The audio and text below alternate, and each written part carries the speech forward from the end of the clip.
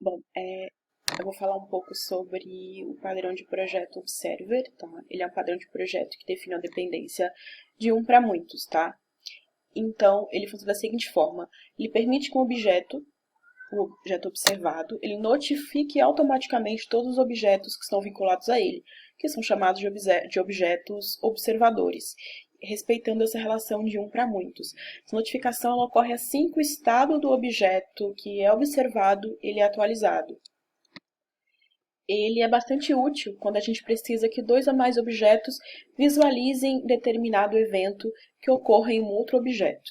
Então, esses objetos que estão visualizando são chamados de observers e o objeto que está sendo visualizado é chamado de subject. Então, a gente tem um subject, como a gente vê aqui nesse diagrama, nós temos um objeto sendo visualizado, apenas um, o subject, e a gente tem vários objetos visualizando os eventos que ocorrem no subject, que são os objetos observadores.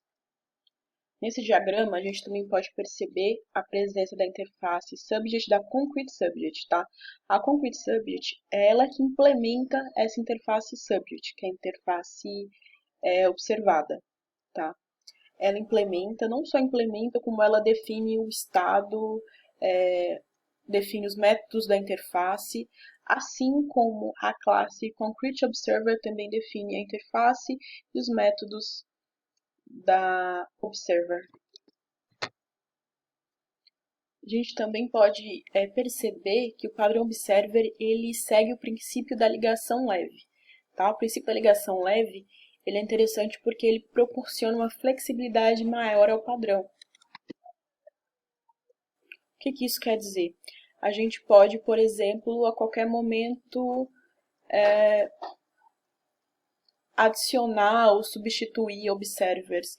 Isso a gente pode fazer em tempo de execução ou mesmo remover esses objects e o subject ele vai continuar se comportando da mesma forma sem nenhuma alteração na sua estrutura. O que a gente pode ganhar e o que a gente pode perder? O que a gente tem de prós e contras com a implementação do padrão Observer? Como pró, como eu já falei, a gente tem uma flexibilização, né, maior.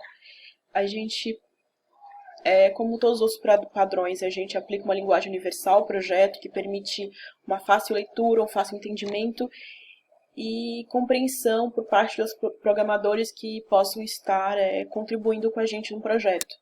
O código ele trabalha com notificação via composição ao invés de via implementação. Então ele permite uma evolução muito mais eficiente do projeto.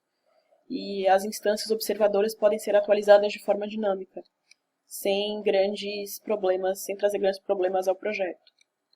Os contras são contras mais de implementação. Por exemplo, se a gente fizer uma implementação encadeada, o Observer e Observer também for um subject, esse tipo de cadeamento ele pode acontecer de uma forma descontrolada e pode acabar ocasionando o vazamento da memória, que vai acabar sendo um problema, pode gerar um exception, que é out of memory exception.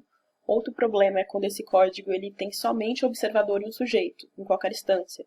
Então, nesse caso, o padrão observer ele já não faz mais sentido ser utilizado nesse projeto, porque nesse cenário vai tornar o código inflado com a aplicação desnecessária de um padrão que não precisa ser implementado, já que ele é de um para muitos.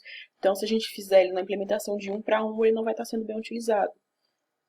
Né? Quanto mais objetos observadores a gente precisar no projeto, mais interessante é que se use o padrão observer. Ou seja, a gente pode concluir que sempre que um objeto tiver que notificar mais do que um outro objeto, é interessante que a gente use o padrão observer, né? E, além do mais, ele também é um padrão muito simples de ser entendido, muito fácil de ser implementado. Caso não exista mais do que um objeto observador, então esse método ele não é indicado. Existem outros padrões mais indicados. Bom, essa foi a apresentação.